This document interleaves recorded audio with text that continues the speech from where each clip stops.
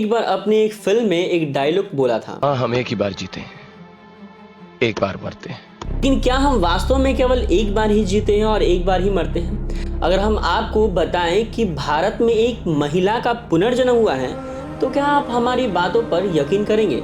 ना ही नहीं, हमारे राष्ट्रपिता महात्मा गांधी ने भी सार्वजनिक रूप से यह स्वीकार किया था कि पुनर्जन्म की यह कहानी सच है। क्या आप इन कहानियों के बारे में और गहराई से सुनना चाहते हैं? इस वीडियो को अंत तक देखें। शांति देवी के बारे में बताएंगे, ऐसी महिला जिसने न केवल भारत बल्कि पूरे दुनिया के विद्वानों और आलोचकों को सोचने पर मजबूर कर दिया। कि देवी का जन्म 11 दिसंबर 1926 को दिल्ली में हुआ था। फिर है वो 3 साल तक बोल नहीं पाई होगी, लेकिन जैसी वह 4 साल की हुई उन्होंने दावा करना शुरू कर दिया कि वह जिस घर में रह रही है वह उसका घर है ही नहीं। उसका असली घर दिल्ली से 160 किलोमीटर दूर मथुरा में है। बात यही खत्म नहीं हुई। शांति देवी अपने माता पिता को अपने पिछले जन्म के पति और अपने बच्चों के बारे में भी बताया। अब हम सभी पिछले जन्मों के बारे में बात करते हैं, लेकिन क्या आपने किसी को अपने पिछले जन्म के बारे में इतनी गहराई से बात करते सुना है? शांति देवी ने बताया कि मथुरा में रहने वाले उनके पति की कपड़े की दुकान है। वह खुद को चौबाई यानी कि चौबे की पत्नी कहने लगी। इतना ही नहीं, उसने यह भी कहा कि उसका एक बच्चा हुआ था और उस बच्चे को जन्म देने के 10 दिन बाद उसकी मौत हो गई। अगर एक 4 साल का बच्चा ये सारी बातें आपके बताए तो आमतौर पर उनसे अनदेखा कर दोगे। शांति देवी के साथ भी ऐसा ही हुआ, लेकिन एक 4 साल की बच्ची आपको बार बार यही बात कहे तो आप क्या उसे अनदेखा कर पाओगे? हर दिन अपने पिछले जन्म की कोई ना कोई घटनाएं बताती थी। उदाहरण के लिए खाते समय वह बताती थी कि मथुरा में उसके घर में तरह तरह की मिठाइयां बनती थी। जब उसकी माँ उसको कपड़े पहनाती थी तो वह अपने पिछले जन्म के पसंदीदार कपड़ों के बारे में बात करती थी। इतना ही नहीं, उसने अपने पति के बारे में 3 अनोखी विशेषताएं भी बताई। उसने बताया कि उसके पिछले जन्म के पति गोरे थे, उनके बाएं दाल पर एक बड़ा दाग था और वह चश्मा पहनते थे। यह सब संयोग हो सकता है, लेकिन वह बाद में जो बातें बताई वो और भी पुख्ता था। उसने बताया कि उसके पिछले जन्म में पति मथुरा में द्वारिकाधीश मंदिर के सामने कपड़े की दुकान थी। करीबन 2 साल से वह ऐसी बातें कर रही थी जिससे उसके माता पिता परेशान हो गए थे। हैरान थे कि इतनी छोटी बच्ची ऐसी बातें कैसे कर सकती है। इसलिए उसके स्कूल के हेडमास्टर ने सोचा कि वह मथुरा जाकर इसके पीछे की सच्चाई पता लगाए। मथुरा में एक व्यापारी मिला जिसकी पत्नी लुगदी देवी 9 साल पहले एक बच्चे को जन्म देने के 10 दिन बाद ही चल बसी। इतना ही नहीं, उस व्यापारी में वो तीनों खूबियां थी जिसका दावा शांति देवी किया करती थी।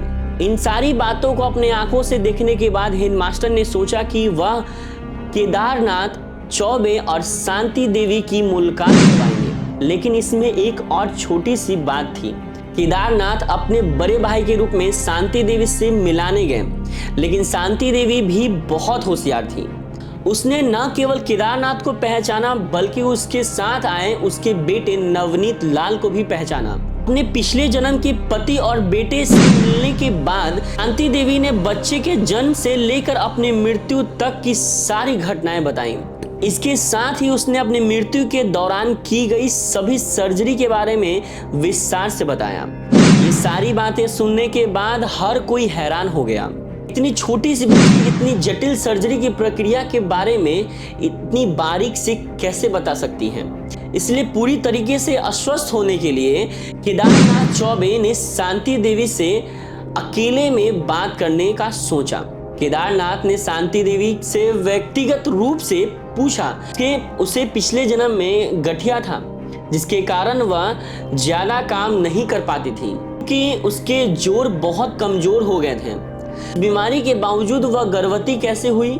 इसके लिए शांति देवी ने केदारनाथ और उसके बीच हुई पूरी संभोग का वर्णन किया। इसके बाद उसने केदारनाथ से यह भी पूछा कि उसने दूसरी शादी क्यों की, जब केदारनाथ और शांति देवी ने यह तय कर लिया था कि वे कभी किसी और से शादी नहीं करेंगे। यह सुनने के बाद केदारनाथ को यकीन हो गया कि देवी उनकी दिव्यांगत पत्नी लुगदी देवी हैं। शांति देवी की कहानी इतनी मशहूर हो गई थी, मीडिया और कई अन्य शोधकर्ता इसको कवर करना चाहते थे। और क्यों ना हो, यह 1930 का समय था जब भारत पहले से ही स्वतंत्रता के लिए संघर्ष कर रहा था। ऐसी खबर थी जो अन्य सभी नकारात्मक खबरों के बीच नकारात्मक नहीं थी। यह आग की तरफ फैलने लगी और महात्मा गांधी ने इसे सुना। दूसरों की तरह गांधी जी भी इन महिला से मिलने के लिए उत्सुक थे। उन्होंने शांति देवी से मुलाकात की और उससे बात की। बात करने के बाद उन्होंने पुनर्जन्म की इस कहानी को साबित करने के लिए 15 लोगों की एक समिति बनाई गई। 15 लोग की इस समिति में कई राष्ट्रीय नेता, मीडिया के लोग और कई प्रभावशाली लोग भी थे। अब यह राष्ट्र समाचार बन गया था और पूरे देश में इसकी खबर फैल, पूरा देश इस खबर को देख रहा था। आपको कैसी लगी शांति देवी की कहानी, मुझे कमेंट में जरूर बताइएगा। तो बस आज के लिए इतना ही, फिर मिलते हैं एक नई वीडियो के साथ, नई रोचक कहानियों के साथ। तब तक आप हमारे चैनल को सब्सक्राइब कर लीजिए और वीडियो को लाइक कर दीजिए। और आपको इसमें से कौन सा पार्ट सबसे अच्छा लगा कमेंट में जरूर बताइएगा। और आप इस बातों पर कितना यकीन करते हो वो भी मुझे जरूर बताइएगा। धन्यवाद।